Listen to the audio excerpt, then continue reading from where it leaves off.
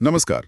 आज हम एक ऐसी किताब पर गहराई से बात करने वाले हैं जिसने करीब एक सदी से लोगों को सोचने का नया नजरिया दिया है। नेपोलियन हिल की सोचो और अमीर बनो। हाँ, 1937 में आई थी ये किताब। और ये सिर्फ पैसे कमाने की बात नहीं करती, बल्कि उन मानसिक सिद्धांतों की बात करती है जो हिल ने उस जमाने के सबसे सफल लोगों का अध्ययन करके निकाले। बिल्कुल। जैसे Andrew Carnegie, Henry Ford, Edison. करीब 20 साल लगाए हैं हिल ने। और ये सिर्फ उनकी बिजनेस स्ट्रैटेजीज का अध्ययन नहीं था ना। नहीं नहीं, ये उनकी सोच, उनकी आदतें, उनके विश्वास, इन सब का अध्ययन था।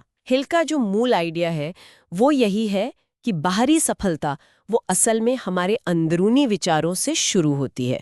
मतलब अमीरी या गरीबी ये पहले मन की एक अवस्था है। हाँ, बैंक बैलेंस से भी पहले। यही हिल का मानना था। तो चलिए इसी को थोड़ा और समझते हैं। हिल की ये पूरी फिलॉसफी, इसकी नींव क्या है, कहाँ से शुरू करें? दिलचस्प बात है, हिल किसी बाहरी चीज से नहीं बल्कि एक अंदरूनी ताकत से शुरुआत करते हैं। वो इसे कहते हैं बर्निंग डिजायर, तीव्र इच्छा। तीव्र इच्छा मतलब सिर्फ एक ख्वाहिश नहीं। नहीं, एक जुनून, एक ऐसी लगन जो बाकी सब पर हावी हो जाए।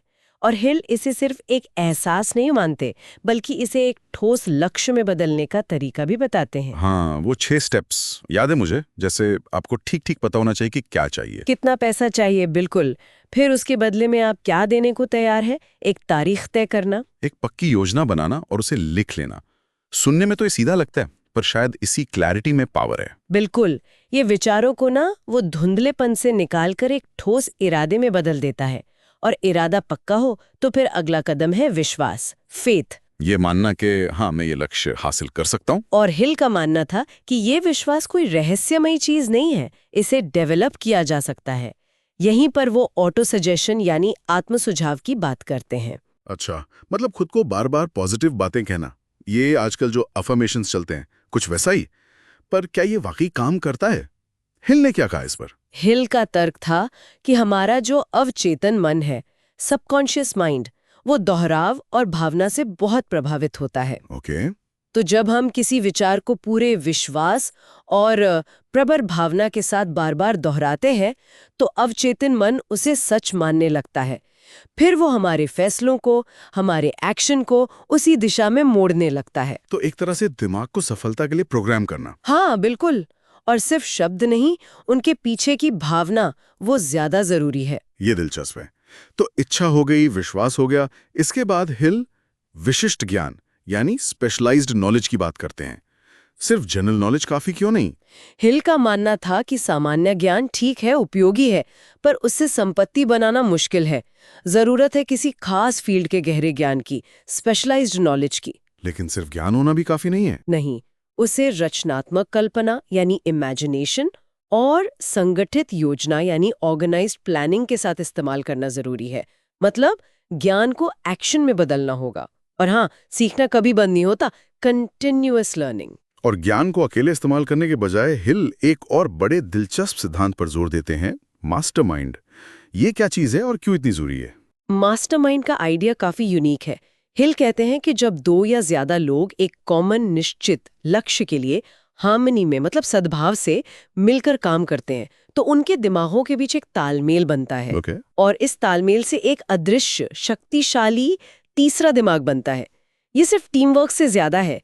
ये विचारों का एक ऐसा संगम है जो अकेले इंसान की सोच से कहीं ज्यादा पावरफुल और क्रिएटिव होता है। ये तो काफी पावरफुल कॉन्सेप्ट लगता है। हाँ, ये आपसी सहयोग और कलेक्टिव इंटेलिजेंस की ताकत है। तो हमारे पास इच्छा है, विश्वास है, ज्ञान है, मास्टरमाइंड भी है, फिर भी लोग असफल क्यों होते हैं?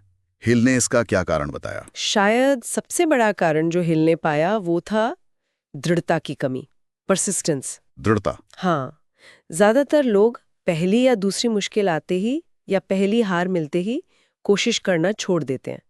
जबकि जो कामयाब लोग हैं वो अस्थायी हार को सिर्फ एक फीडबैक मानते हैं, एक सबक। रास्ता बदल सकते हैं पर मंजिल नहीं। बिल्कुल।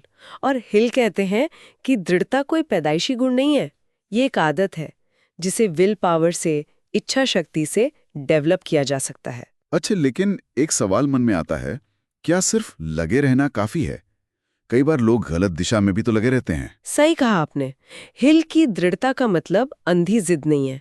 उनका जोर इस बात पर है कि आपकी जो योजना है, प्लान, उसमें लचीलापन हो सकता है, उसे आप सुधार सकते हैं, लेकिन जो आपका उद्देश्य है, आपका पर्पस, उस पर टिके रहना जरूरी है। हाँ, ये बारीक सा फर्क है। और यही फर्क अक्सर लोग नजरअंदाज कर देते हैं।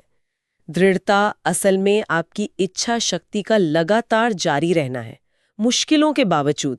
तो अगर इन सभी सिद्धांतों को एक साथ देखें, एक स्पष्ट लक्ष्य, अटूट विश्वास, सही ज्ञान का इस्तेमाल, दूसरों के साथ तालमेल और कभी हार ना मानने वाली लगन, ये तो आज भी उतने ही प्रासंगिक लगते हैं, है ना? बिल्कुल। देखिए, हालात बदल गए हैं, टेक्नोलॉजी बदल गई है, लेकिन इंसान की फितरत और सफलता के जो मानसिक नियम हैं, वो शायद उतने नहीं बदले। हिल ने सफलता को किस्मत का खेल नहीं बताया, उन्होंने इसे एक प्रोसेस बताया जिसे सीखा जा सकता है, अमल में लाया जा सकता है। बस सही मानसिक नजरिया और आदतें चाहिए। तो कुल मिलाकर सार यही है कि हमारी सोच, हमारी मानसिकता ही सब कुछ है। विचार वाकई हकीकत बन सकते हैं अगर उनमें इरादे की ताकत हो और लगन का ईंधन हो। हाँ, और एक विचार जो मुझे हमेशा सोचने पर मजबूर करता है, जिसे हिल ने किताब के आखिर में छुआ है, छठी इंद्रिय और मस्तिष्क वाले चैप्टर्स। क्या हमारे दिमाग में वाकई ऐसी क्षमता है कि वो दूसरे दिमागों से या किसी बड़ी चेतना से विचारों की तरंगों को पकड़ सके? क्या मास्टरमाइंड सिर्फ एक मनोवैज्ञानिक तालमेल है, या जैसा हिल ने इशारा किया, क्या ये हमें सच में किसी सामूहिक बुद्धिमत्ता, किसी इन्फिनिट इंटेलिजेंस से जोड़ता है? ये सवाल आज भी उतना ही रहस्यमयी और सोचने लायक है।